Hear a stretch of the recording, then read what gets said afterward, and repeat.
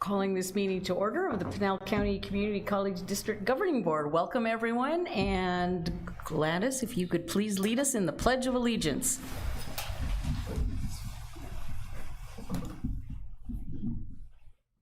I pledge allegiance to the flag of the United States of America and to the republic for which it stands, one nation under God, indivisible, with liberty and justice for all.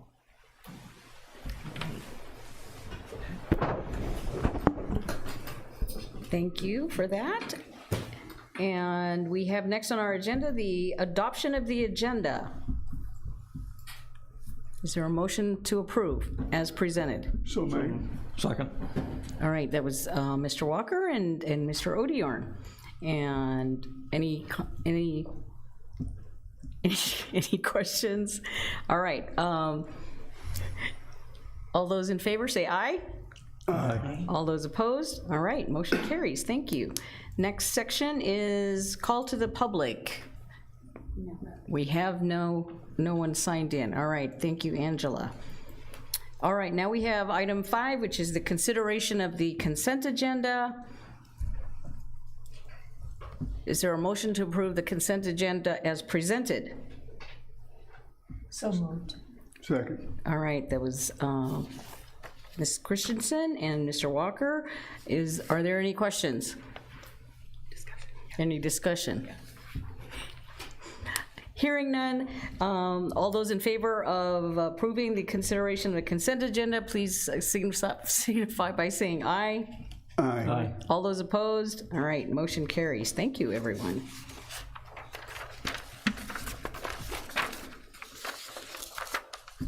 All right, item 6, we have a policy regarding Title IX, sexual harassment. Dr. Cardenas.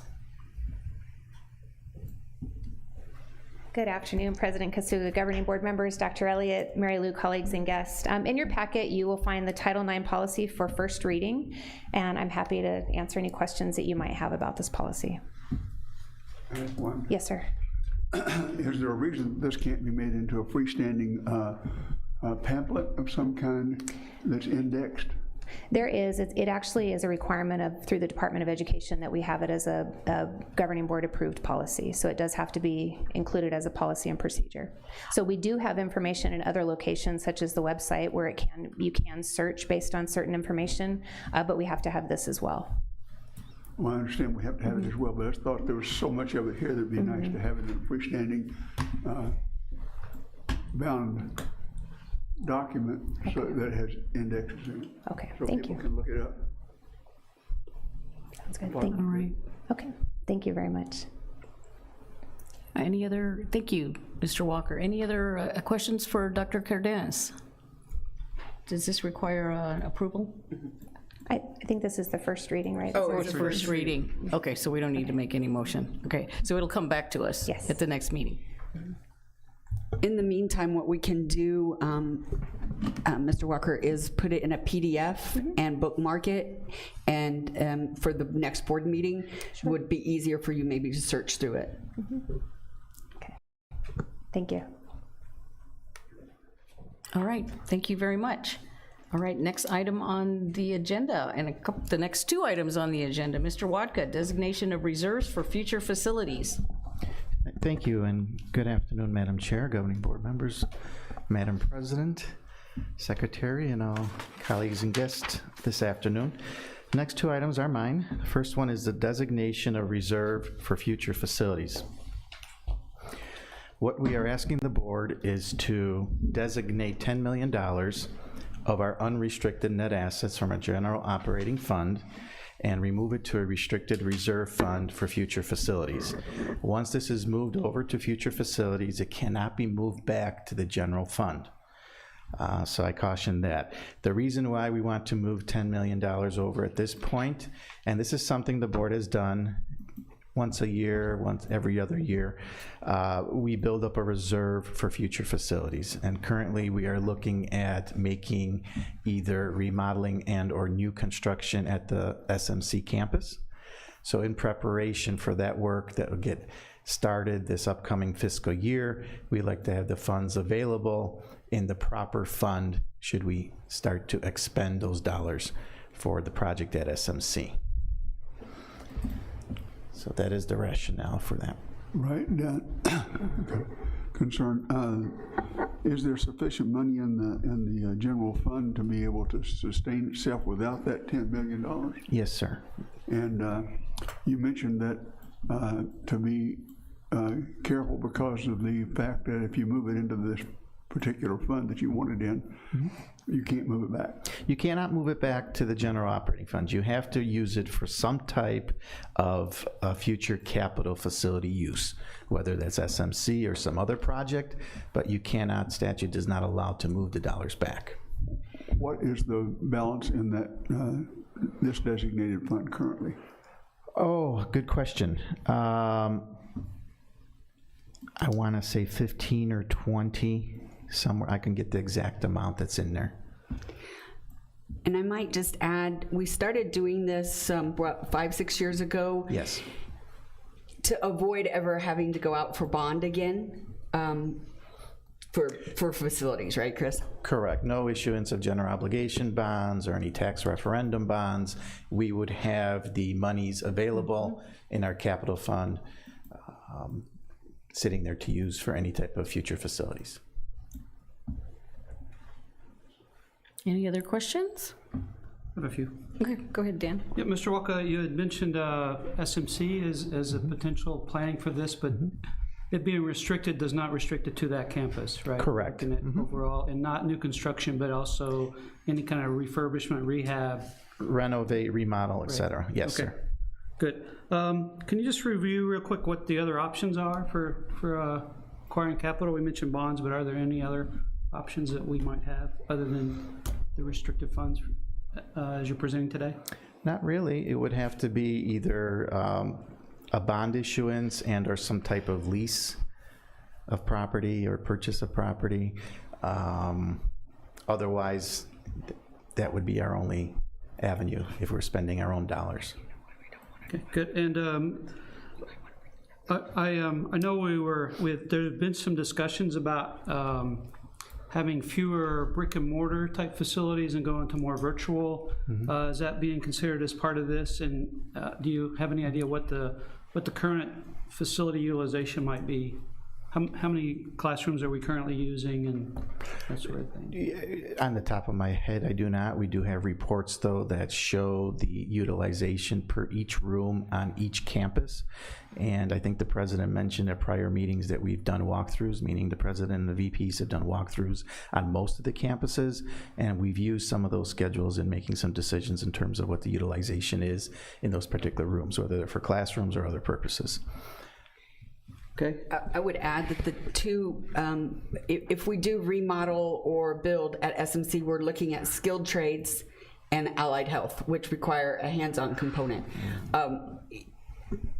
Our general classroom use is obviously down because students are choosing, our learners are choosing to take general education courses, psychology, English, those types of courses virtually or online. So we're thinking about how to repurpose the general use classrooms as well. But any new build would definitely, and not include any classrooms. We're looking at integrated learning labs and classrooms that are better use and better use of our space for the hands-on programs. Right, and that's a good point. I was asking about, per square foot, general class is not that expensive, but when you're talking about advanced technology, robotics and AI and that sort of thing, the numbers per square foot start to go up. So I'm assuming that that's part of the consideration for this dollar amount, the 10 million?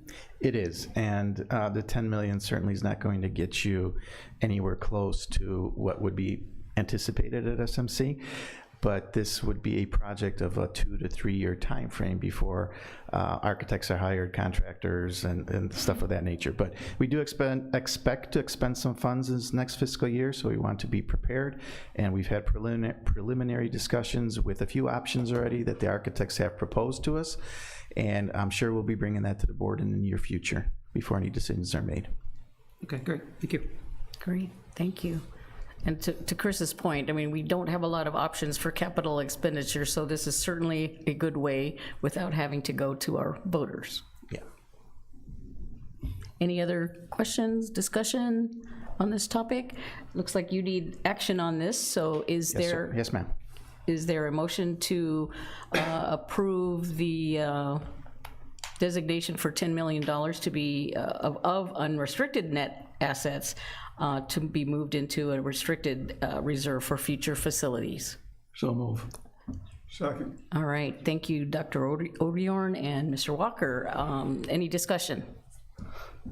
Hearing none, is there, all those in favor say aye. Aye. Aye. All those opposed? All right, motion carries. Thank Mr. you. Wadka, you have the next item.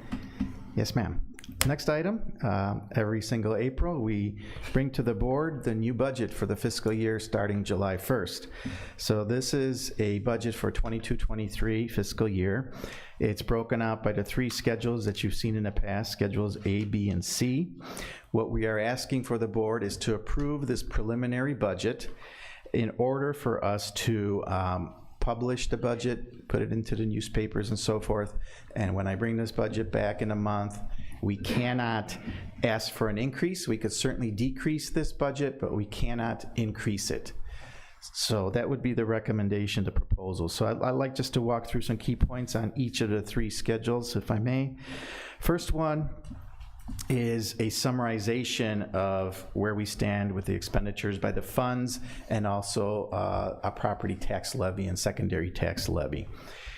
General comments in the general fund this year, or I should say next year, starting July 1st, we are absorbing a insurance cost increase that is approximately 3% in healthcare costs.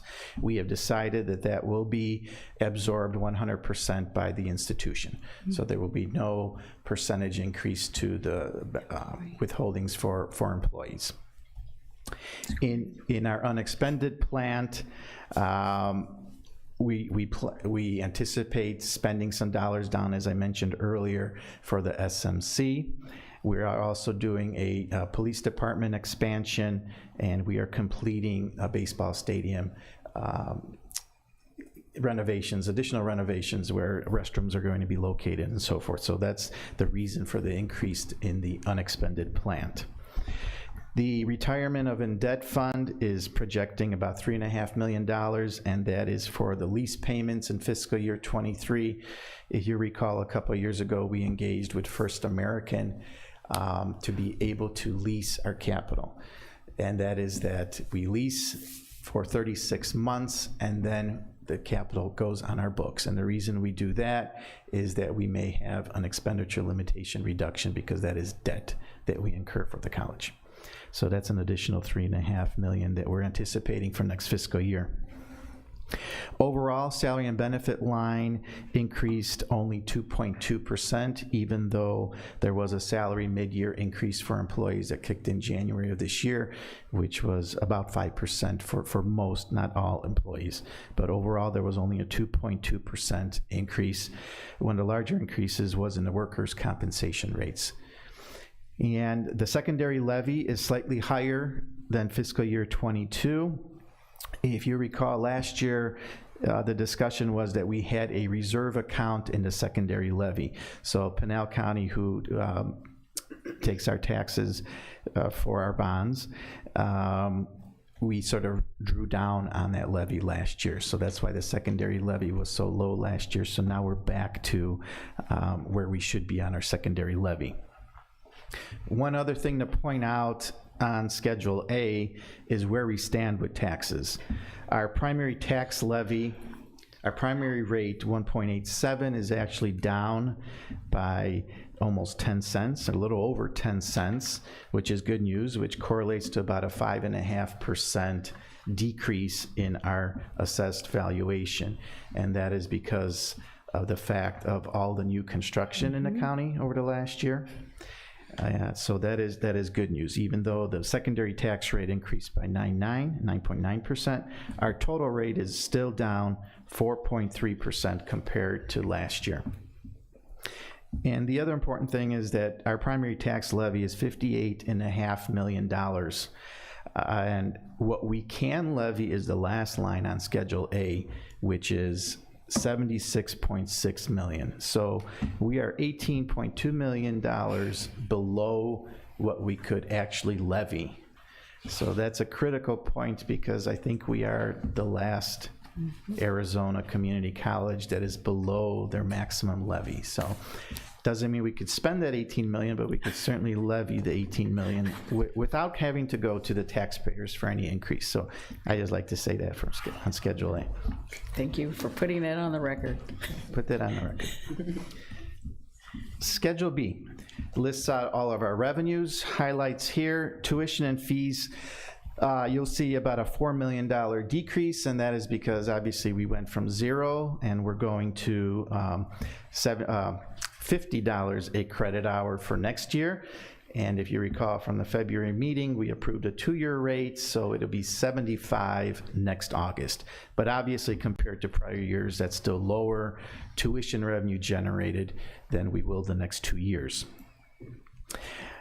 2 other things on Schedule B that weren't on Schedule B last year is the rural aid, about $2.6 million, and Prop 207 dollars, which is $1.2 million.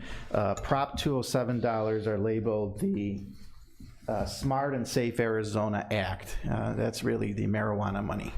So that's a nice word for marijuana, smart and safe. Smart and Safe Arizona.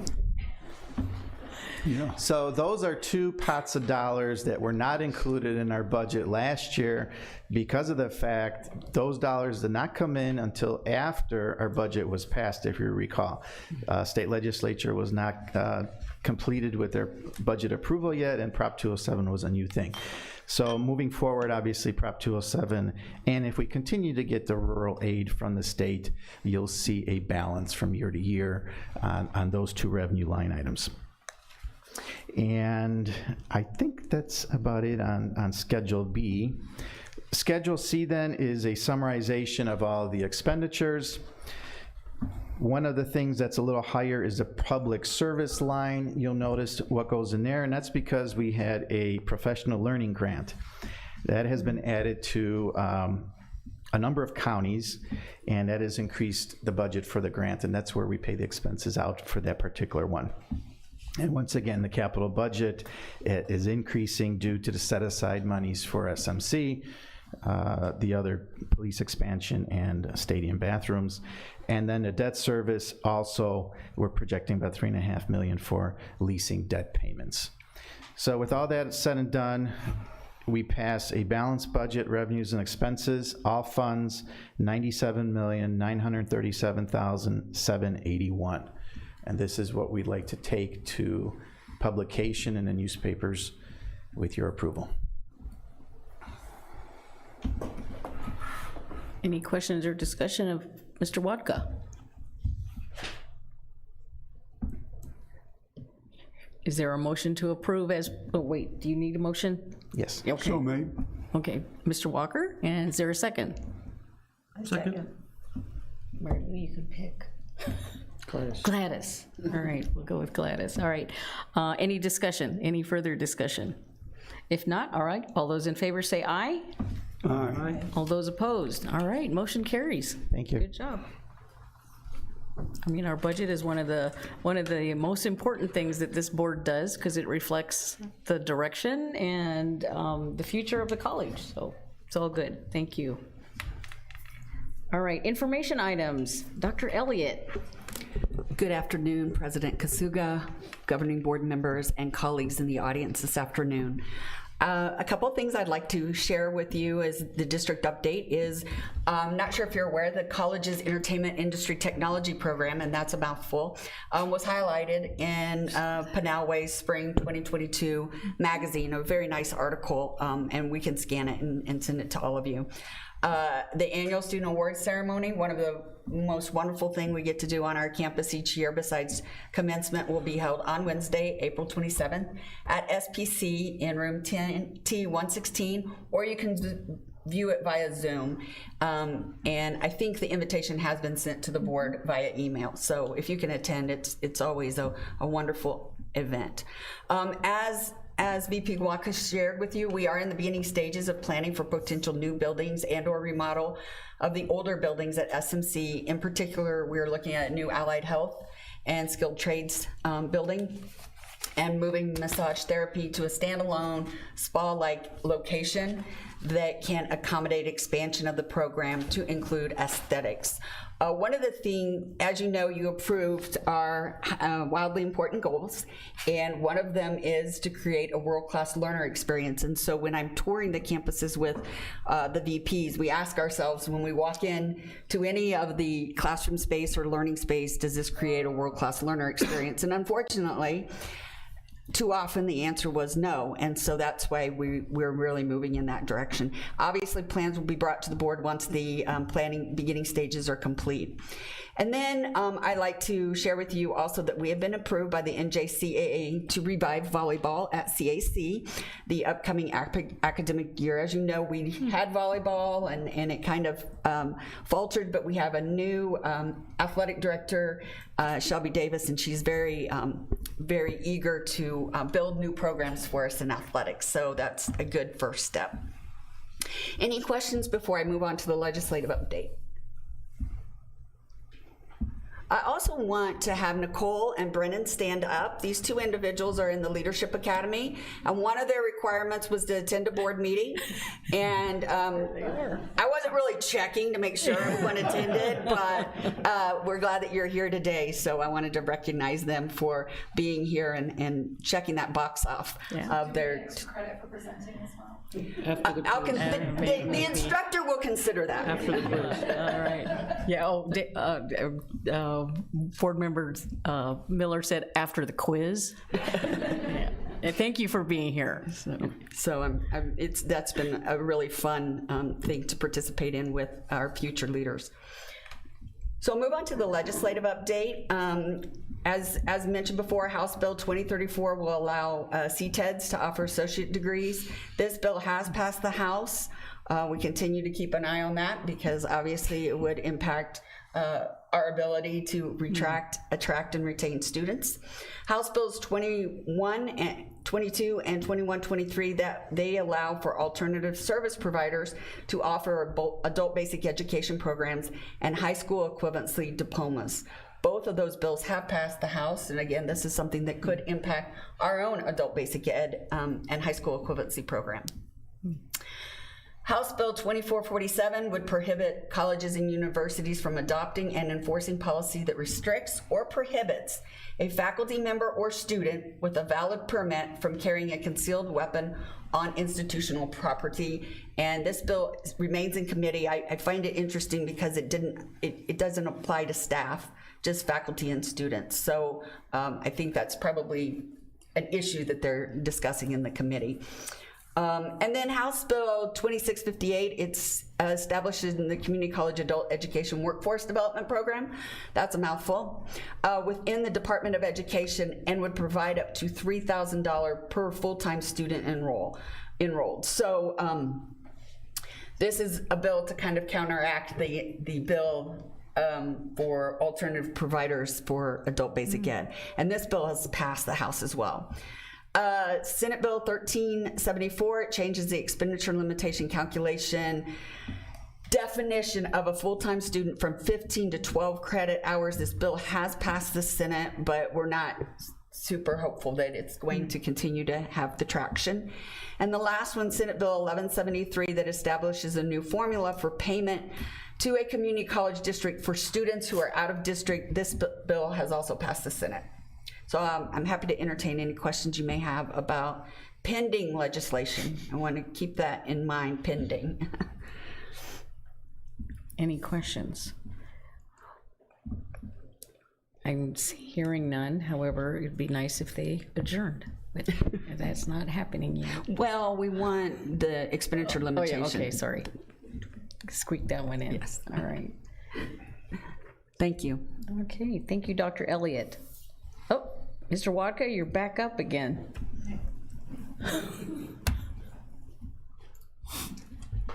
Thank you. Two reports, actually one report. First one is the monthly reports. I apologize, we do not have them. Typically, we run them the Thursday before the board meeting, and there was a glitch in our system. We opened the ticket with our vendor on Thursday morning, and it was not resolved till this morning, today. So I have a meeting with them on Thursday morning to discuss that. I think it may have been a long holiday weekend, but it's something that took 5 minutes to resolve, and it wasn't. So I do not have anything new outside the previous month, which was through the month of February. So I anticipated having both March and April to present at the May board. So the second item is the awarded bids over $20,000. There are 22 of them listed, and I'd be happy to answer any questions that you may have on any of them. Question. Yeah, go ahead. All right, second page, the ambulance simulator. Can you talk to us a little bit about that? Is that portable, or are you restructuring a room? Ambulance simulator for the EMT program from Rescue Simulation Projects, $45,327. Right. I believe that is the one that has been purchased for the SMC campus. I believe so. I believe they're bringing that in pieces. Nico's shaking his head. They're bringing that in pieces, and it will be constructed within a classroom. Yes. So it's a permanent installation? Yes. Okay, good, thank you. And the other one, just a couple lines down about the robot.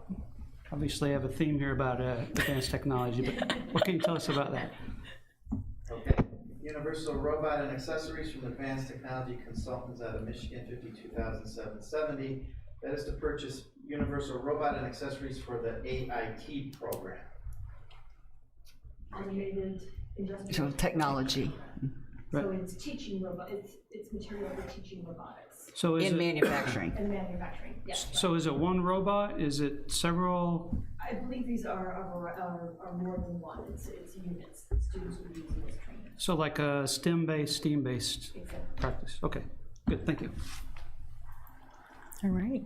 Any other questions for Mr. Wadka? All right. I don't think you need any action on this, and we'll see 2 reports next month. Yes, ma'am. Okay, very good. Thank you very much. Okay, now I've been excited to hear about this upcoming Guided Pathways report, and I think Dr. Gilliland, you're on first to introduce Yes, of course. the presenter. Good afternoon. Board President Evelyn Kasuga, members of the board, Dr. Elliott, Mary Lou, colleagues and guests. It is my pleasure to present to you today our team who have been working on our guided pathways. This has actually been a very long-term project. I believe we're in year 3 or 4, actually probably year 4 of guided pathways. But we had created our pathways, the maps, and there are many other wraparound services that go along with this. And in this past year, the summer and during this past year, we've been working on streamlining the program maps and also creating other tools that will go along, including placement tools and things like that for students to also help expedite them and get them more quickly into programs. So I am going to turn it over to Nicole Costales, who is the director of our Title V grant, which has been leading the way with Guided Pathways. So thank you, Nicole.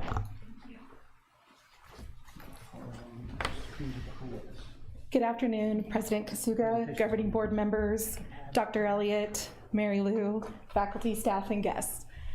I am excited to be here today. My name is Nicole Costales, and I'm the director of the Title V grant, which is the Developing Hispanic Serving Institution grant.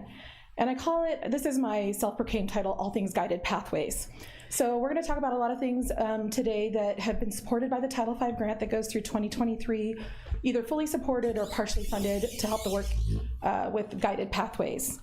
This is work that I cannot do alone, so I'm not presenting by myself today. I have Brennan Engel, who's our degree audit specialist, Carrie McIntyre, our career and transfer coordinator, Karen Hinhedi, who is the district chair for Literacy and Language Arts Division and professor of English. And we also have some attendees, Derek Shank, Diana Davis, and Amanda Fortier. that can also at the end answer any questions, so we'll put them on the hot seat as well, because they've been involved in a lot of the work. You never know what I'm gonna say, right, guys? All right, so before we begin, I just wanted to thank Dr. Elliott personally for bringing this work to CAC and supporting it. Well, I don't know if she brought it or if it was faculty, but this has been amazing work, and I've been really excited to be a part of it. We could not do this without the support from Dr. Elliott and from our VPs and deans. So it's a lot of great work. And then the other person I'd really want to thank is Karen Hetty, because she's been the one consistent faculty member from the very beginning. And we've had a team of faculty members that she's worked with throughout different phases of the process, but she's been such an amazing part and really set us up for success. Otherwise, we wouldn't have been able to do this work without her. So thank you, Karen and Dr. Elliott. So I do have a PowerPoint behind you, which is behind you, so it might be kind of hard to see. So, you know, whatever's easiest. But I just want to go over a little bit of what Guided Pathways is, because it's been a while since we've presented, and there may be some new board members here that haven't seen this before. We started, you know, Guided Pathways is a redesign project. It's an examination of the college programs and services to keep the students and their goals, to clarify their goals and to keep them on their track to graduate and in a timely manner and get them on the road to career and transfer. We do this by carefully looking at maps and determining milestones and how we can integrate services to help the students in their journey. So there's been a lot of work done, and we first started with technical assistance from the AACC Pathways 2.0, and there are 4 pillars that we did, that our work was wrapped around, which is clarify the path, enter the path, stay on the path, and ensure learning. So each of the presenters coming up, we're gonna talk a little bit about each path and some of the work that's been done. But like I said, it takes a team, and we started off with 8 redesign element teams, and they're all listed over there on the PowerPoint. And it's a combination of about 150 faculty and staff members that have helped since 2017 to where we are today. Somebody's been a part of Guided Pathways at one point or another, probably since they've been here at CAC. Once we started the work and then went into a pandemic. So we worked with AACC from 2017 to 2020, and then in 2020, we transitioned to technical assistance from Achieving the Dream. What's been great about AACC Pathways Project and Achieving the Dream is we get technical assistance, we get coaches, toolkits, guidance, and support. The one difference between Achieving the Dream and AACC is they both have the 4 pillars. It's just Achieving the Dream, we really start looking at the 4 pillars, but how to make data-informed decisions and make sure that equity is involved in the decisions that we're making for our students. So that's kind of a little bit overview of where we started and how we got the support. But what I'm gonna do is I'm gonna turn it over to Brennan, and he's gonna talk about pillar 1 and some of the things we've done and next steps. You got it? Thank you, Nicole. So, governing board members, President Elliott, Mary Lou, I have pillar number 1, clarify the path. And this focuses on creating a clear curricular pathway that will lead to employment and further education for the students. So first up, our faculty developed 9 areas of interest. Basically, they got all of our curriculum, degrees, and certificates and put them into these 9 different categories. This has helped students be able to find this area that they might be interested in and help them with their choices. We created a web page on our website that shows off these 9 areas and everything that we have to offer. Second, we implemented a software program called My Majors. My Majors is a great resource for potential students and current students that maybe are undecided on what they want to do and what their pathway should be. My Majors provides a short, simple assessment that students can take, and based on their answers, it will recommend a specific pathway and a few other additional options that CAC offers to its community. And so we've already had over 4,000 potential and current students take that and help them lead to their specific pathways. So that's been great to see. Third, we have the degree progress audit. This is our software within our student information system. We've completely reconfigured our entire curriculum within there to align it with pathways, and now students are able to see specific pathways, specific degrees and certificates with specific courses that are needed in order to obtain their degree or certificate. And they're able to also see this in their student portal and register for those classes. So a lot of progress has been made in that area. And within that, there's another subcategory. We've also configured degree progress templates that will lay out a specific course sequence and recommendation for students to take depending on what their pathway is. And those can also be customized to the individual student, and they can work with an advisor or staff member to receive that customization for them. And with all the projects that we're implementing and putting forward, we're striving to use consistent student-friendly language, which is a big task to do, but we're making progress towards it to keep things simple and clear for the students. Another part of this is our maps, and this was led and designed by our wonderful faculty members here at CAC, and they had the daunting task of trying to get everything in our curriculum and make it into a standard template, which some would say is impossible, but the job got done. Basically, these wonderful, beautiful maps are available on our website under our areas of interest, and I encourage you to look at them. But they lay out a clear course sequence that leads to those specific degrees. So there's no confusion, there's no need for 90, 100 credits to achieve that 60 credit degree or certificate. We've also embedded direct links with AZ Transfer, so a student looking to transfer to one of our public state universities, they'll have all that specific information to their pathway there. We've also linked it directly to specific careers within ONET that aligns with the pathway that they're following, so they can see career information, potential salary earnings, and job outlook. Is their job going to be there when they graduate? We've also included stackable certificates. So as they're working towards this degree, is there anything else the student can get while they're achieving the goal? And we've stacked everything that they can get into those degree programs, so they can graduate with more than one item. We have progress milestones, encouraging them to meet with an advisor, reminding them that they need to apply for graduation at certain times within the semester. And we've also included cost of program. So these maps were created with the end in mind. What is the best, clear, concise way to get to the student's career choice or further education? So what's coming next for Pillar 1, Clarify the Path? So it was mentioned, President Elliott, she established the first CAC Leadership Academy cohort, started meeting monthly back in September, and we've been able to develop leadership skills and meet with various leaders throughout Arizona. And one of those objectives is for CAC to grow its own employees to become future leaders in education, and President Elliott challenged us to come up with and develop a project. And the group decided to focus its efforts on guided pathways.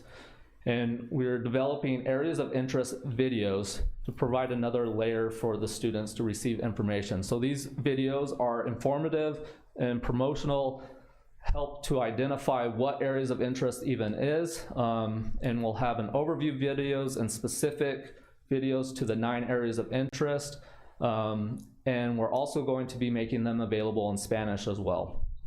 And then another additional item will be, we're in the process of creating view books.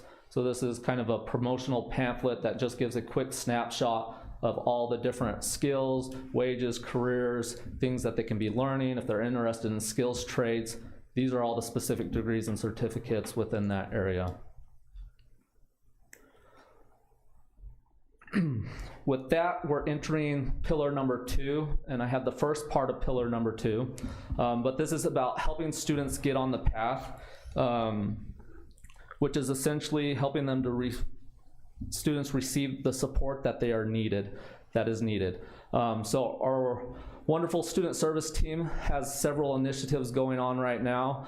They're looking at revising the onboarding process, looking at what the students really need to have at specific times, reamping the new student orientation, and then I just got a sneak peek this morning at the new mobile app, and sometimes I'm a hard person to impress, and that app's gonna be wonderful. I'm really excited about that. I think students will like that. And then we also have upcoming Pinal Promise virtual open houses in the works. And then I'll turn it over to our wonderful faculty and key contributor to Guided Pathways, Karen Henhedi.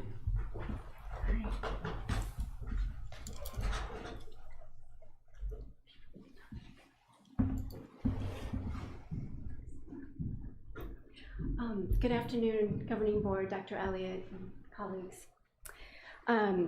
So I will be covering about CAC's placement tool and the foundational level courses. Bev Demeline, who is the Math Division Chair, collaborated, we collaborated on this following information. So prior to the last couple of years, incoming students to CAC typically took the AccuPlacer exam. And that exam would, oh, can you hear me okay? Is this better? Okay, sorry. And that exam would actually place students in reading, math, and English classes. And based on national placement trends and a very well-respected California model, CAC faculty felt that we ended up needing to make some differences and make some changes in our placements. So last fall and this coming spring, this past spring, faculty got together and we worked to create 2 short online in-house placement tools that actually help the students self-place based on the classes that were interested and that they needed themselves. So as you can see here behind you, there is the math placement tool. The English and reading placement tool looks very similar to that. And in order to help the students self-place, they are asked a number of different questions based on a variety of measures. Some of the questions you can again see right up there. They include things like, are there any national exams that you have taken, such as the ACT or the SAT? When was the last time you attended high school? What was your grade point average in high school? What are some of the classes that you took? And then there are some general questions relating to the student's familiarity with with specific topics.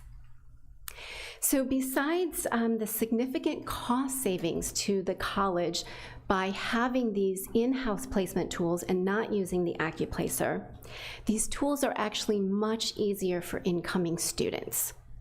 Additionally, these tools take between 5 and 15 minutes, where the AccuPlacer actually took up to 40 minutes per subject for the students to take. Most importantly, these placement tools are much more equitable, and they help students to be more involved in their own college decision-making process. All incoming students who need to take English, math, or general education classes are asked to take these placement tools, and they're asked to do so before they register for classes or meet an advisor. And one of the nice things about that is, right away it gives them sort of a snapshot on where they might begin, where they might start their educational journey. But it also gives them a chance then when they do meet with their advisor to spend more time hopefully talking about their pathway, talking about classes they want to take, registration, transfer options, those kinds of things. Okay, and now we're going to shift from the placement tool to some of the foundation courses. The majority of the students who have completed our placement tools are encouraged, and I really want to emphasize this, this is important. So if they've taken our placement tools, they are encouraged to take college-level math, college-level English, and no reading courses. However, there are some students who may feel that they do need a little bit more support, and in that case, we do have our foundation sequence, and there are a number of changes that faculty have, again, made recently to help students with this. So up there are the math foundation sequences, and again, as part of the Guided Pathways initiatives to ensure that students are completing math during their first year of college, the math faculty created two categories. There's the non-STEM and the STEM. The foundations one, which is in the yellow, is the non-STEM, and it helps the students take one class and get to Math 141, so they're ready for the college math. And then the other pathway is the STEM math, again, one foundations class, and they're ready for college algebra. By creating the foundation classes specific to the non-STEM and the STEM pathways, the math faculty were able to focus on the precise content that was needed, and then that way they were able to significantly reduce the amount of time that students took in pre-college classes. Similarly, for English and reading, in the past, students actually might have needed to take 4 or 5 semesters at 3 credits a class each, if they took those classes separately. Even though English and reading are 2 different subjects, the faculty work closely together. And so one of the recent things that English and reading have done is to take our English 90 and that reading 91 class and combine them into one class. And so you can see that listed here. It's the ENR, it's the English Reading Integration course. So far, it has seemed to be very successful for our students. And once this course moves through the curriculum process, we will be removing English 90 and Reading 91 from the course catalog. After the English Reading Integration, students have a couple of options. They could move on to the Reading 100 course or to the English 100 with English 101. Or they could take all 3 courses. It actually depends a great deal on the student's comfort and ability level in both reading and in English. One of the things that we have continued to do is to really emphasize to our students taking the co-requisite model, that English 100 and English 101 at the same time. That English 100 sort of focuses as a lab or functions as a lab type course and helps the students complete English 101 successfully. So ultimately, students who need the very beginning foundational level courses have the option so that they can complete those pre-college classes and complete English 101, which is needed for graduation, during their first year of college here at CAC. Thank you. And next we have Carrie.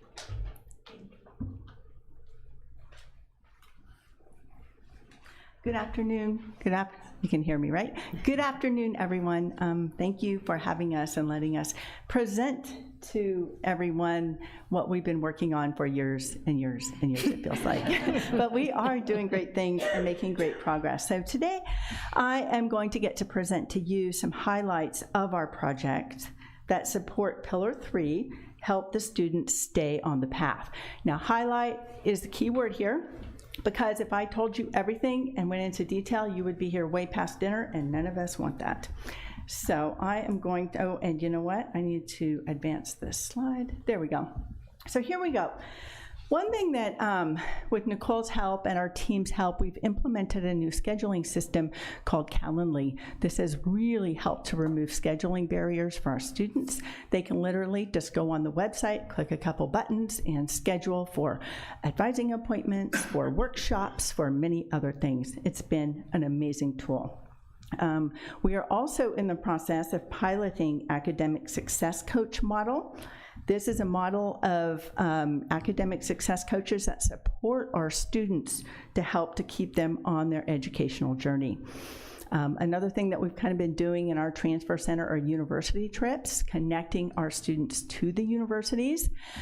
We just got to start the in-person ones again, and it was wonderful. We got to go to ASU just a couple of weeks ago, so that was wonderful.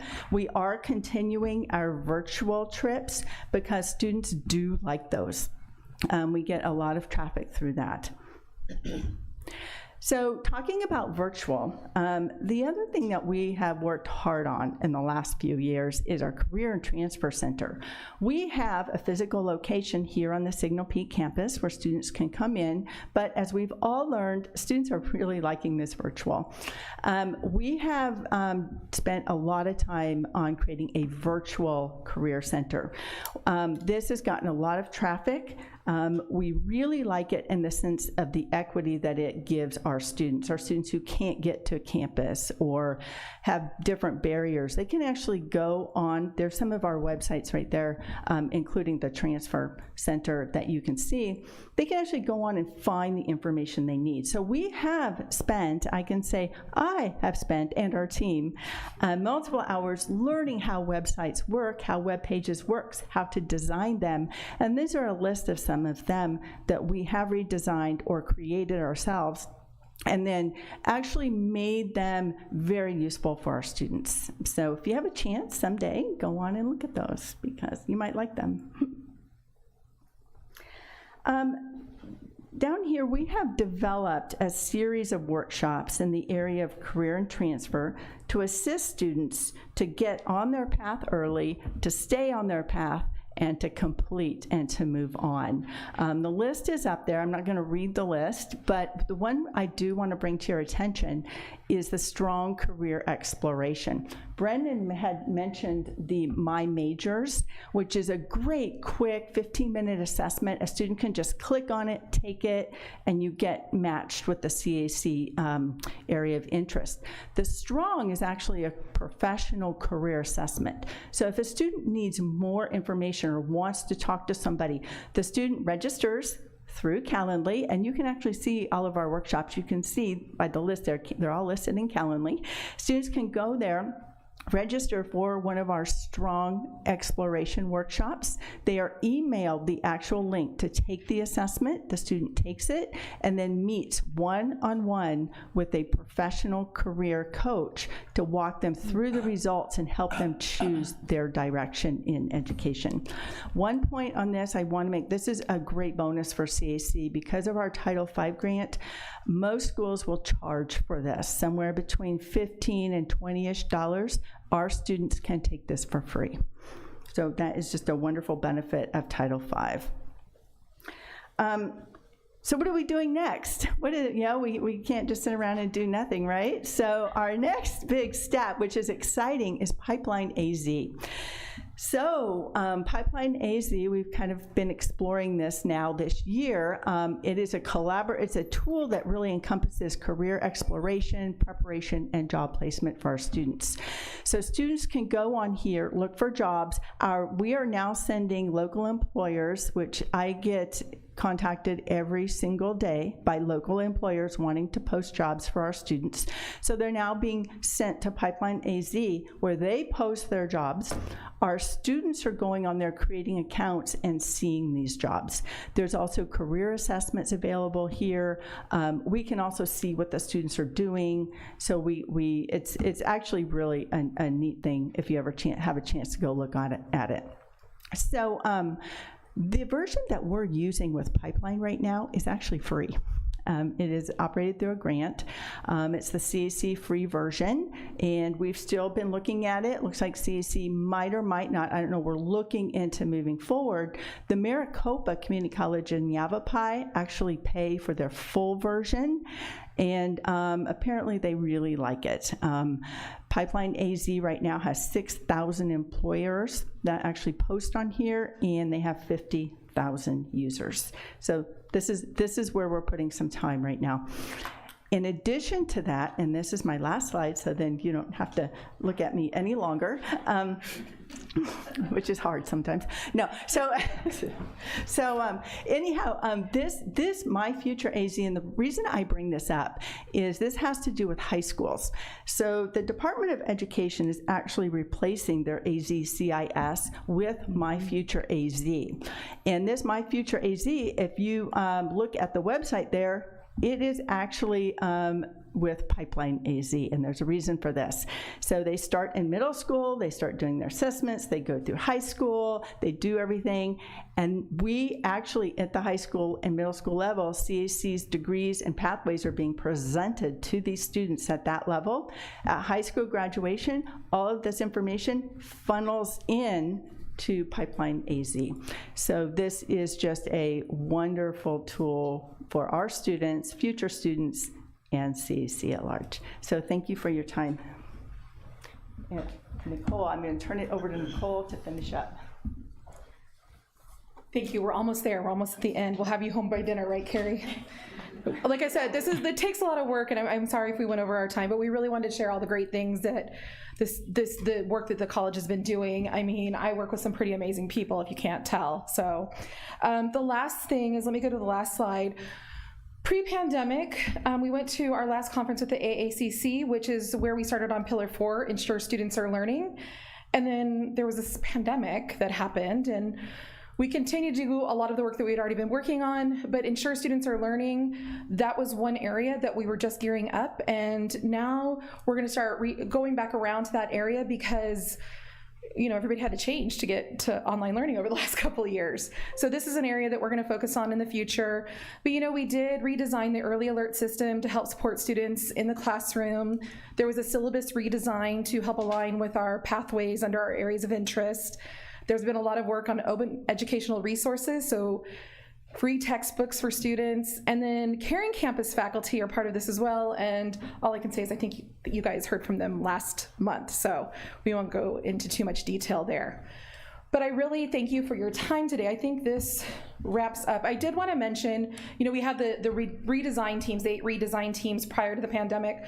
Post-pandemics, we've moved to team-based implementation because we did a lot of research and benchmarking. We have all that information. So now we're looking at projects individually and implementing those as they fit into each of these pillars. So on that note, we just gave you a ton of information. Any questions for the team? And me, of course. Well, I just want to say first, applause, bravo to all of you. I was still here when you were all starting this, and to see where you've arrived, outstanding, outstanding. And just because I'm touching a lot of these other things outside of CAC, I mean, you're just creating the space here in Pinal County for our students, our learners to be very, very successful. So thank you for all of that. Thank you. Yeah. Any questions, discussion for the team? This is great stuff. Some of you were here on the board when they were just kicking this off, right? The 3 of you are here. Yeah, I think the last time I presented in person at all was in 2019. Yeah. I think all of us, this is our first in-person presentation in almost 2.5, 3 years. So we're not behind a computer. Yeah. I mentioned a quiz. I'm ready. Okay. But just don't ask me anything about Chris presented on, because I'll fail. No. The question is, preface it by saying that obviously You had mentioned as many as 150 faculty and staff have been working on this for a long period, going through COVID and et cetera. But the real question is, the focus has been on the students. Other than web design that Carrie mentioned, has there been any other side benefits from faculty and staff, things that you didn't know you would learn going into it, things that side benefits from a faculty staff standpoint? Yes. Change doesn't happen overnight. We've had schools present, they've been doing this 10, 12, 15 years. So I like change happening overnight. Not everybody likes that, so change doesn't happen overnight. I can ask my colleagues, because I think we're used to doing the things that we always did them before. So this gave us we've been given the ability to be innovative, creative, and say, how can we do this better? How can we support our students? We've really been empowered to do that at this college with Dr. Elliott and the leadership team to move forward and make these decisions that we think, Karen, she's in the classroom, so she knows what students need in the classroom, and she can bring some of that forward along with her other colleagues on how we can support our students. So it's like really listening to what we've learned from our students and how we can better support them and actually putting it into practice. I think part of me says thank goodness for the pandemic, because it's made us shift anyway. I think we would have been further behind if we didn't have that. I think it shifted us to look at a more holistic approach to how we serve our students across the county, that we can do it virtually, that we don't always have to be in person, that these resources and tools, I'm going on. Does anybody else want to add anything?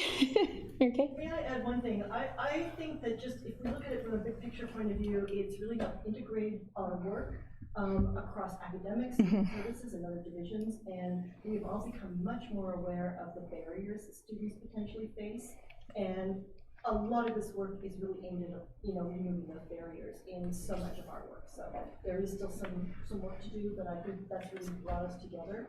I think that we've had some great conversations that have been very unsiloed, which is huge progress for us. Great. Derek, do you have a... Well, I think it also helps with the common student experience, in that having faculty and staff, I'm going to use the word nomenclature, so we have we're not supposed to use jargon, which nomenclature is, but it's the idea that the students have the same words for things, and that it's just now developing, but it's getting incorporated against areas of interest in the maps and all that. And Mary Kay and I just went down to Tucson for a general education conference, and there was a speaker who talked about high impact practices. And so the idea that in these learning outcomes and things that would ensure student learning, we can now incorporate a lot of these high impact practices in the courses that are going to be common for our students. So when I used to do some student engagement and stuff when I worked mainly at the Superstition Mountain campus, and we would go to the Prescott Leadership Retreat every year with the Maricopa Community College students. And they were very much on the same page with where's your math and all these words. And our students were always what are you talking about? And so now our students can pretty much have a similar conversation that those students had with the common experience. Great. Dan, go ahead. Great, thank you. Exceptional presentation and a fine example of collaboration. Bonus points for everybody. All right. Thank you. Dr. Odyorn, looks like you had a question or a comment? No, you didn't. Okay, all right, very good. What was I thinking? Oh, I do have a question. So I know Dr. Elliott ends up being the ambassador for CAC to the business and industries in the region, and it seems to me that you have an incredible story to tell to our employers, current and future. So I don't know how to. I'm just suggesting that may be an opportunity to tout what CAC brings to the table in terms of that talent pipeline, and the part that Carrie was covering was resonating with me. So if there's a piece that I would throw out there somehow, that message needs to get out to those employers. Yeah, and AZ Pipeline that Carrie mentioned, we stumbled across it about a year ago. Somebody came to us, and it took me about 4 meetings to understand what was happening. It was one of those things, there was a lot of moving pieces, and there was this grant and that grant, and I caught on, I'm like, wait a minute, we have a real opportunity, because this is for the state of Arizona. We get local employers, they can match with our students. They put our degree programs up there for free, so if somebody says, I'm looking for a welding job, and they say, well, you need to have this, CAC has a welding program, so we've already got that in there for free. So it's such a big opportunity, and I think that, Jenny, the state is looking at a consortium for all community colleges using this. So I think this is gonna be big, and so we're excited to have that as our next project. Okay, great, good to hear. Yeah. Super, as Dan said, outstanding. So thank you for the update. All right, wow, the next thing is adjourn. However, let me say our next board meeting is May 17th here on Signal Peak campus. So with that, I'm just going to declare this meeting adjourned. Thank you all for being here.